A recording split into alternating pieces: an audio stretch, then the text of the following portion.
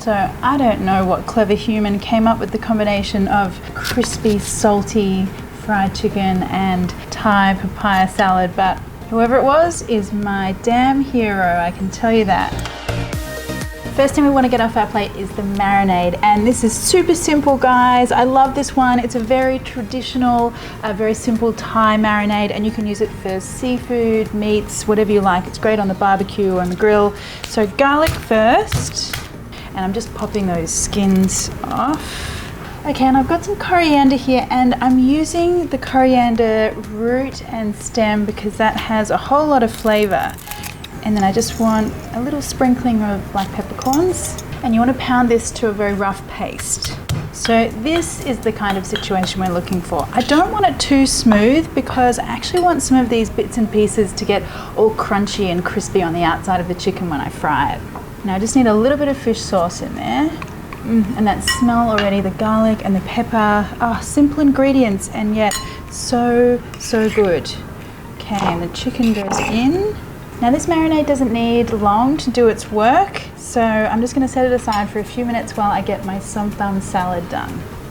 The basis of this very classic Thai salad is green papaya, and that is simply an unripe papaya fruit. So you're looking for something that is a fully green color. You don't want too many orange spots because orange is when it starts to go ripe, and it should be very firm to the touch. So I'd be looking at an Asian grocer for these. They usually have them. Starting off, just peel the skin with a regular vegetable peeler.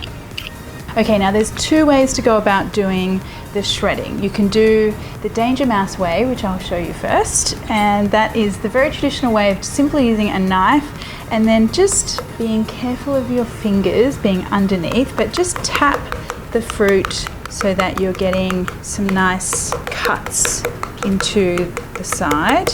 And you can see that I'm starting to get little shreds or shards of that fruit coming off as I'm doing that. It's just a light tap. Just concentrate on not hitting your hands. Don't be looking up at the camera, things like that.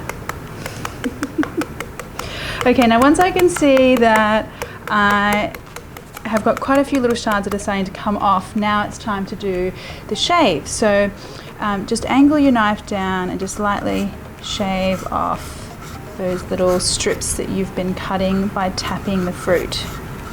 Okay, so this is the kind of texture that you're looking for, nice little strips. Now the other way to do this, if you don't want to put your little fingers in danger, is to use a julienne peeler. You can find these guys online, you can find them from an Asian grocer, and just strip away. Okay, so papaya is done. Now what we want to do is get the rest of our vegetables ready. So I'm also going to be using snake beans. This is another traditional vegetable that we use here in Thailand. You can see that it has a sort of rough edge to it. It's slightly more bitter than a green bean, but you could totally just use regular green beans at a pinch. Okay, now the other all-important ingredient is the chili. Now here in Thailand we order our somtam by the number of chilies we would like. I'm going to do a very medium 2 chili version today, but you know, I've got friends that have up to 6 or people that like 1, so totally up to you. I think you do really need a little bit of chili flavor though. This is a dish that just doesn't taste quite right without the chili. Okay, now you also want some tomatoes, and I'm just using these local small Thai tomatoes, but you could just use cherry tomatoes as well. Now this is the classic mortar and pestle to use for a somtam.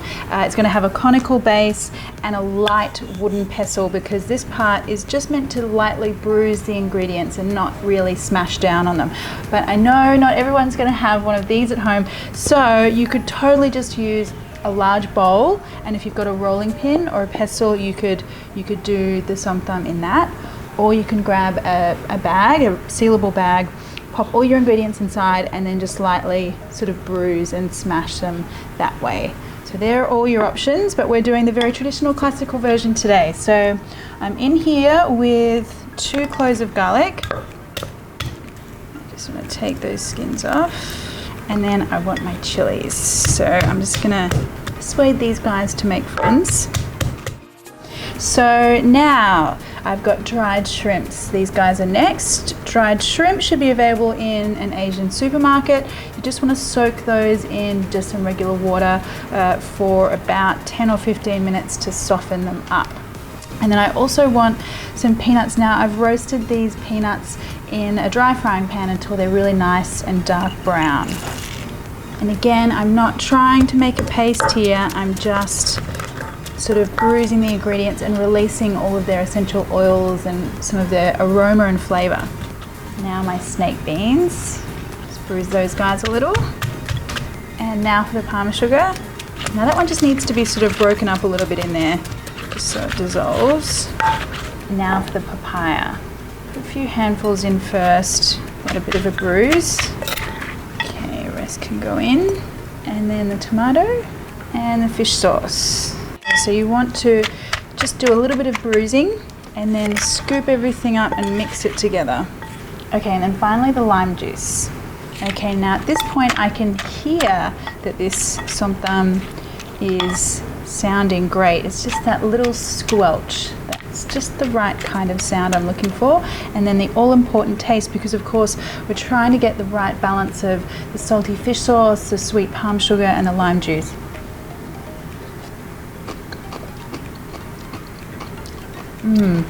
So I can taste the garlic and that spicy chili, which is great. And then I'm also getting that tangy lime and the salty fish sauce. I think it's just right for me.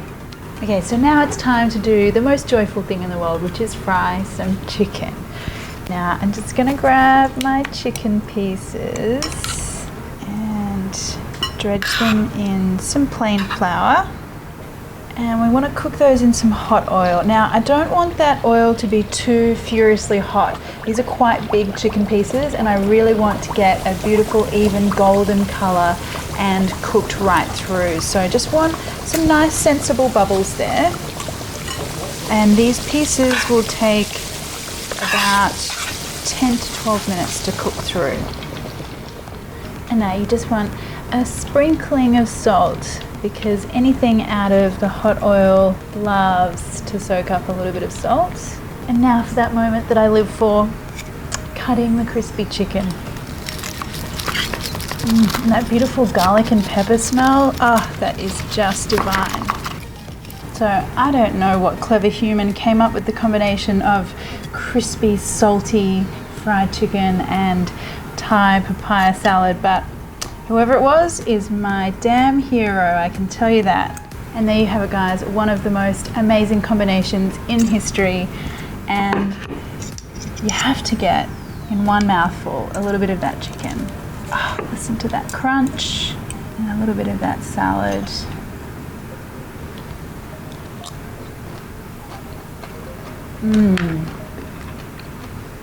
This, my friends, is what Thai food is all about.